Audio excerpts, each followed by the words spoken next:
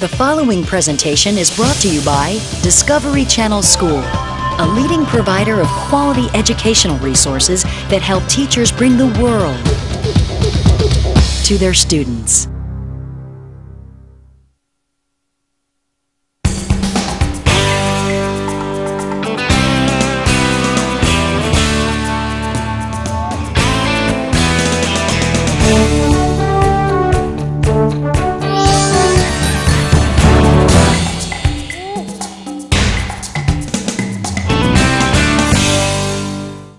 Consider this before viewing an inside look heart attack. What do you know about heart attacks, their causes, and their effects on the body? What types of medical intervention has science discovered to help people survive and recover from them? As you watch the program, note information that supports or contradicts your understanding of heart attacks. Assignment Discovery now presents an inside look heart attack.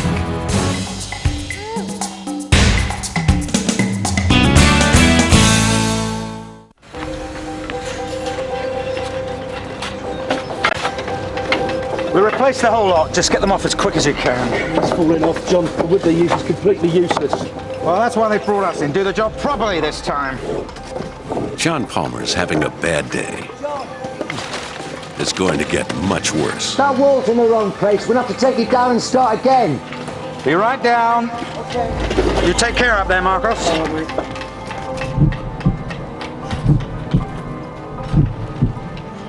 For 45 years, John's heart hasn't missed a single beat.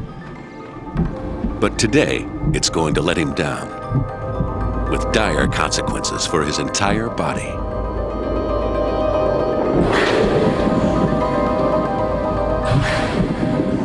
A ball of muscle no bigger than his fist, John's heart pumps enough blood to fill 40 barrels each day.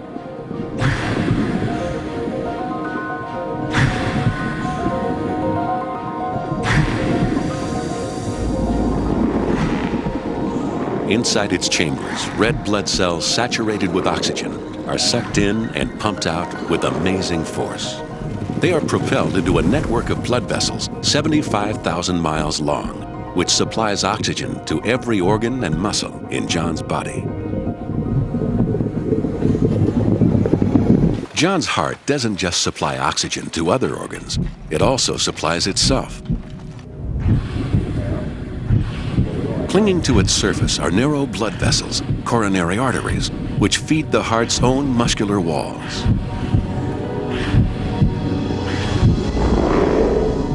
The walls of John's heart consist of 50 million elastic muscle cells, all contracting together. This is the beat of John's heart.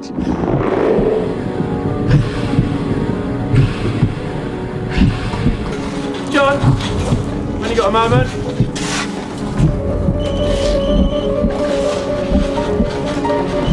Yes! Unluckily for John, lurking inside one of his vital coronary arteries is a tiny time bomb. A growth no bigger than a grain of sand, it has the potential to alter the course of John's life.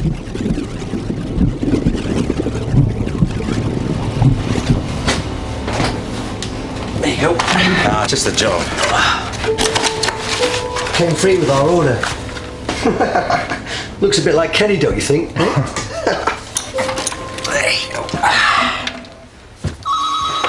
The growth inside John's coronary artery consists mainly of cholesterol. Yeah, I'm listening. Our bodies need cholesterol to function normally. Yeah? But most of what we require is manufactured in our livers. Why? Yeah? John doesn't need the extra cholesterol in his food. The surplus seeps into his bloodstream. Small amounts can be transported safely, but too much and it spills out, polluting his blood with globules of free-floating fat.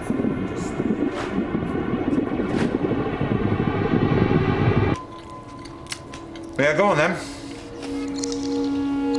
Cholesterol globules sink into tiny cracks in John's artery wall, creating a fat-filled growth, a plaque.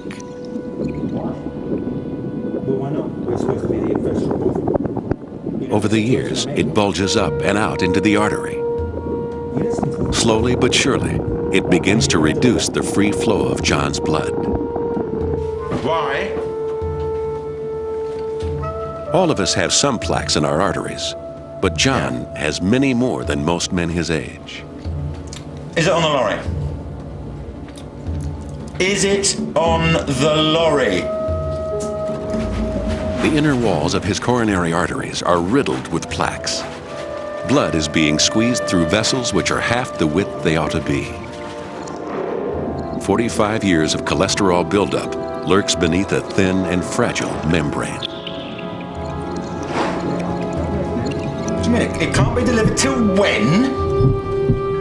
Go on. John is suffering from advanced heart disease, but he doesn't know it yet, because so far his heart has been able to compensate for the damage. Well, I'll just have to manage, won't I? Yeah, I'll see you then. Bye.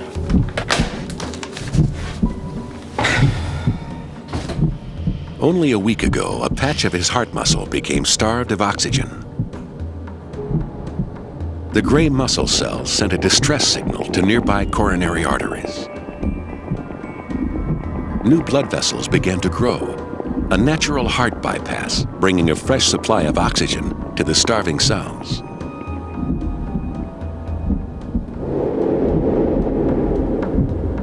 But this kind of bypass takes at least 2 days to grow, too slow to save John if an artery were to block suddenly.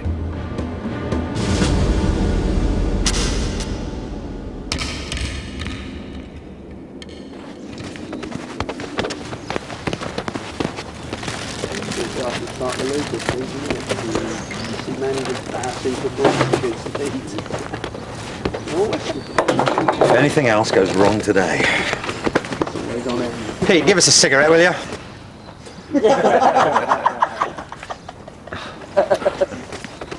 Give us a light one. John's heart is designed to respond to the needs of his body moment by moment. While he's sitting still, it needs to beat no more than 70 times a minute. To maintain its precision, it uses electricity. The heart is the only organ with its own power supply. A natural pacemaker very deep in its walls generates electrical pulses which ensure its regular beat. Each pulse surges through the cells which make up the heart's muscular walls, forcing them to beat in unison and keep perfect time. Let's be having you then. What kind of lunch break's that? What are you getting, mate? We've got another job to get to after this, you know. Another 10 minutes. Hey, get the ball against that wall. The whole lot will probably fall down by itself. 10 minutes then. To me, come on. There you go. Give it to me, come on. Give it back to me. In the air. As John chases after the ball, 70 heartbeats per minute is no longer enough to meet his body's demand for oxygen.